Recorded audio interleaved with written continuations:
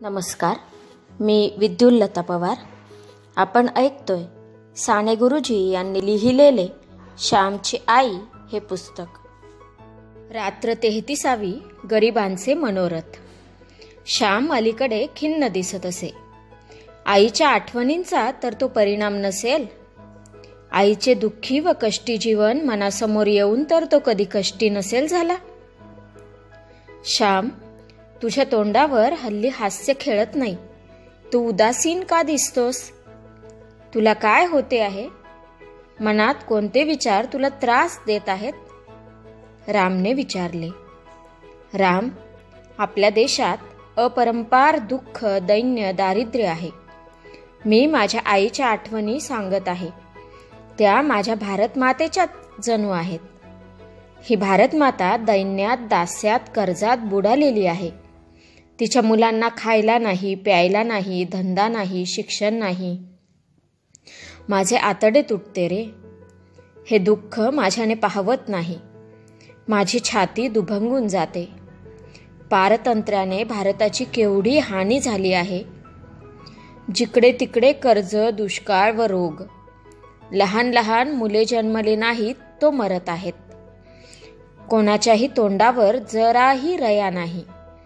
तेज, उत्साह कोठे दिसत नाही. जीवनाचे झरेच जणू आटून गेले. पारतंत्र्य सर्वभक्षक आहे, सर्वसंहारक आहे. हिंदुस्थानात आज मरण आहे, जीवन नाही.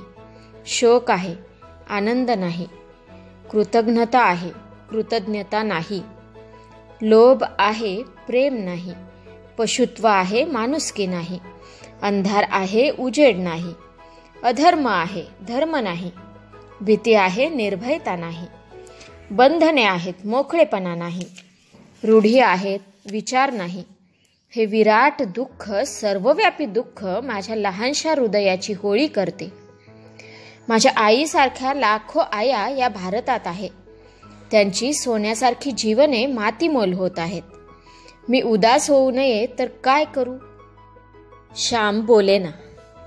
श्याम, दुःख पाहून दुःख दूर करण्यास उठावे. अंधार पाहून उजेड आणण्यास धडपडावे. बंध पाहून बंध तोडण्यास सरसवावे. निराश का व्हावे?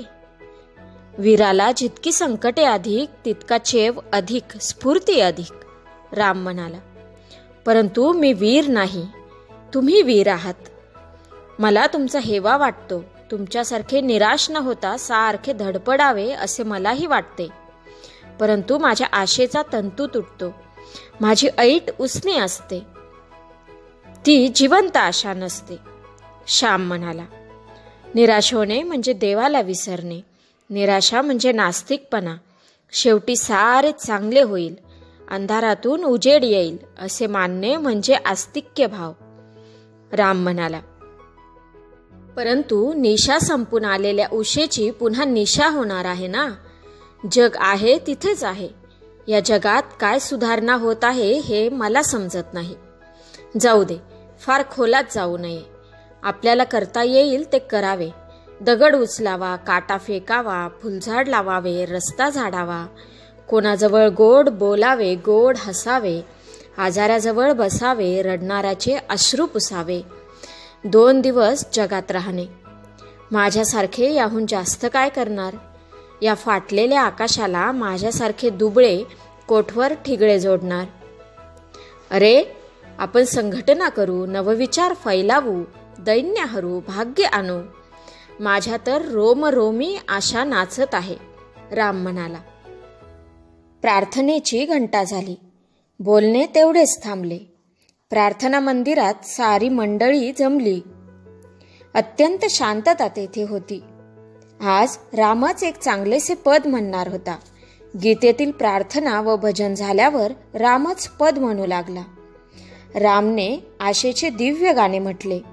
एक अंधुक हास्य श्यामच्या ओठांवर खेळू लागले. एका विवक्षित वेळी श्यामनेच ते गाणे रचले होते. परंतु हा दिव्य अदम्य आशावाद आज कोठे त्याच्याजवळ होता? श्याम म्हणजे आशा निराशांच्या द्वंद्व युद्धाचे स्थान होता. आज हसेल, उद्या रडेल, आज उड्या मारील व उद्या पडून राहील. श्याम म्हणजे एक कोडे होते. प्रार्थना होऊन गेली. श्यामची गोष्टीची वेळ झाली. श्याम बोलू लागला. गड्यांनो, दापोलीहून निराश होऊन मी घरी गेलो होतो. आईजवळ काहीतरी बोलण्यासाठी मी गेलो होतो. आई, या शाळेत शिकणे आता अशक्य झाले आहे. वडील फी देत नाहीत व शाळेत नादारी मिळत नाही. मी करू तरी काय? वडील म्हणाले, शाळेत नादारीसाठी उभा राहा. मी वर्गात नादारीसाठी उभा राहिलो तर मास्तर म्हणतात, अरे श्याम, गरीब का तू आहेस? बस खाली. आई, आपण एकदा श्रीमंत होतो हे लोकांना माहीत आहे, परंतु आज घरी खायला नाही हे त्यांना माहीत नाही. सांगितले तर पटत नाही. वर्गातील मुले मला हसतात, मी खाली बसतो. श्याम, तू आता शाळा सोडून दिली पाहिजे. आई शांतपणे म्हणाली. आई, आताशी तर 5वी इयत्ता माझी पास झाली. एवढ्यात शाळा सोडून काय करू? आज माझा काय उपयोग आहे? मला आज काय कमावता येणार आहे? असे मी आईला विचारले. तुला कुठेतरी रेल्वेत लावून देऊ असे ते म्हणत होते. ते तरी काय करतील? तुला फी वगैरे द्यावी लागते, घरी कुरकुर करतात. शाळा सोडणे हेच बरे. धर कोठे नोकरी मिळाली तर. आई म्हणाली. आई, एव्हापासूनच का नोकरी करावयास लागू? या वयापासून का हा नोकरीचा भुंगा पाठीमागे लावून घेऊ? आई, माझ्या केवढाल्या उड्या, केवढाले मनोरथ, किती स्वप्ने. मी खूप शिकेन, कवी होईन, ग्रंथकार होईन, तुला सुखवीन. आई, साऱ्या आशांवर पाणी ओतावयाचे, सारे मनोरथ मातीत लोटावयाचे. मी जणू कवी होऊनच बोलत होतो. भावना मला बोलवीत होती, माझ्या ओठांना नाचवीत होती. श्याम, गरिबांच्या मनोरथांना धुळीतच मिळावे लागते. गरिबांच्या स्वाभिमानाला मातीत मिळावे लागते. गरिबांना पडेल ते करणे भाग आहे. पुष्कळशा सुंदर कळ्या किडीच खाऊन टाकतात. आई म्हणाली. आई, मला फार वाईट वाटते. माझ्याबद्दल तुला नाही का काहीच वाटत? तुझ्या मुलांच्या जीवनाचे मातेरे व्हावे असे तुला वाटते? मी मोठा व्हावे असे तुला नाही वाटत? मी आईला विचारले. माझ्या मुलाने मोठे व्हावे, परंतु पित्याला चिंता देऊन, पित्याला दुःख देऊन मोठे होऊ नये. स्वतःच्या पायांवर उभे राहून मोठा होता येत असेल तर त्याने व्हावे. पित्यावर विसंबून राहावयाचे तर त्याच्या इच्छेप्रमाणे वागले पाहिजे. आई म्हणाली. आई, मी काय करू? मला मार्ग दाखव. आजपर्यंत तू मला शिकविलेस, यावेळेस काय करू ते तूच सांग. मी आईला म्हटले. आईबाप सोडून ध्रुव रानात गेला. घरदार सोडून तो वनात गेला.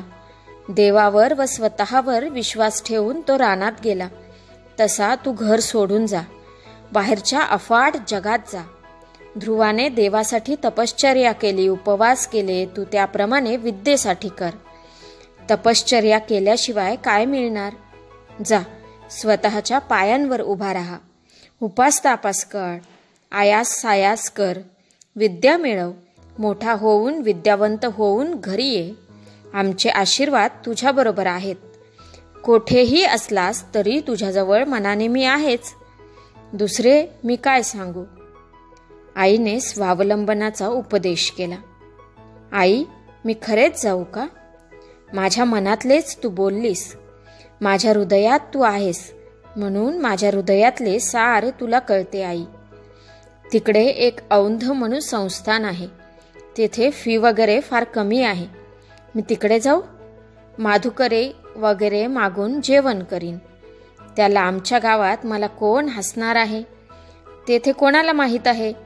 कोणाचे काही काम करीन. तू कामाची सवय मला लावली.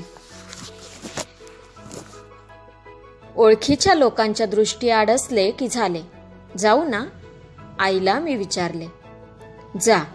माधुकरी मागणे पाप नाही. विद्यार्थ्याला तर मुळीच नाही. आळशी मनुष्याने भीक मागणे पाप. जा. गरीब विद्यार्थ्याला माधुकरीची परवानगी आहे. कसाही राहा, परंतु चोरी चहाडी करू नको, पाप करू नको. सत्याचा अभिमान सोडू नको. इतर सारे अभिमान सोड. आपल्याला देता येईल ती मदत देत जा. गोड बोलावे, हसतमुख असावे, जीभ गोड तर सारे जग गोड. मित्रमंडळी जोड, कुणाला टाकून बोलू नको, हृदये दुखावू नको. अभ्यास झटून कर, आईबापांची आठवण ठेव, बहीण भावांची आठवण ठेव.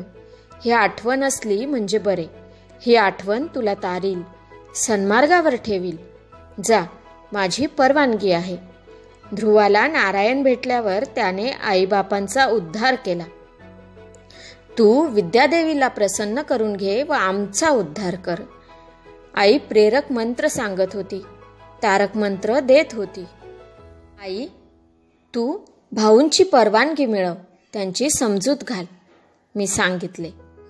मी तुला ती मिळवून देईल, निश्चिंत रहा. तेच तशा अर्थाचे काही बोलले होते असे आईने आश्वासन दिले. रात्री जेवणे चालली होती. सुकांब्याचे लोणचे होते, कुळिथाचे पिठले होते. म्हटले, श्याम दूर कोठेसा शिकावयाला जाऊ म्हणत आहे, जाऊ द्यावा त्याला. आई वडिलांना म्हणाली, कोठे जाणार, तेथेही पैसे पाठवावे लागतील. 1 दिडकीही उचलून रोख देणे म्हणजे अशक्य झाले आहे. एका काळी या हाताने हजारो रुपये मोजले, परंतु याची आठवण कशाला. माझी मतीच चालत नाही. मी लाचार आहे. आज मुलांनी शिकू नये असे का मला वाटते. आपल्या होतकरू, बुद्धिमान, गुणी व कष्टाळू मुलांनी शिकू नये असे कोणत्या बापाला वाटेल. परंतु करायचे काय, असे वडील मोठ्या खेदाने म्हणाले. तो जाणार आहे तेथेही पैसे पाठवावे लागणार नाहीत. तेथे शिक्षण म्हणे फुकट असते. तो माधुकरी मागणार आहे. फक्त जाण्यापुरते 10 रुपये त्याला द्यावे म्हणजे झाले. आई म्हणाली, काही हरकत नाही, स्वतःच्या हिमतीवर कोठेही शिकू दे. नोकरीच धर असे काही माझे सांगणे नाही. फक्त मी शिकवायला असमर्थ आहे एवढेच. माझा आशीर्वाद आहे. वडील म्हणाले. आमची जेवणे झाली. मी आईजवळ बोलत बसलो होतो. आई, मग आता अण्णा जाणार वाटते. लांब जाणार, लवकर परत नाही येणार. धाकटा पुरुषोत्तम आईला विचारित होता. हो बाळ, तो शिकेल व मग तुम्हाला शिकवील. तुम्हाला शिकविता यावे म्हणून तो लांब जात आहे. आई त्याची समजूत घालीत होती. शेवटी औंध संस्थानात जावयाचे ठरले. वडिलांनी शुभ दिवस पाहिला. जसजसा तो दिवस जवळ येत होता तसतशी माझ्या हृदयाची कालवाकालव होत होती. आता मी थोडाच आईला भेटायला वरचेवर येणार होतो. इतके दिवस तिच्याजवळ होतो. पाखरू कंटाळले की भुरकन आईजवळ उडून येत होते. परंतु आता ते दूर जाणार होते. आईला मदत करायला, तिची कृपादृष्टी लाभायला मी शनिवारी रविवारी सुद्धा घरी जावयाचा. पण ते भाग्य आता नाहीसे होणार होते. आता मोठमोठ्या सुट्टीतही मला घरी जाता आले नसते. पैशांशिवाय येणे जाणे थोडेच होते. प्रत्येक ठिकाणी पैसे मोजावे लागणार.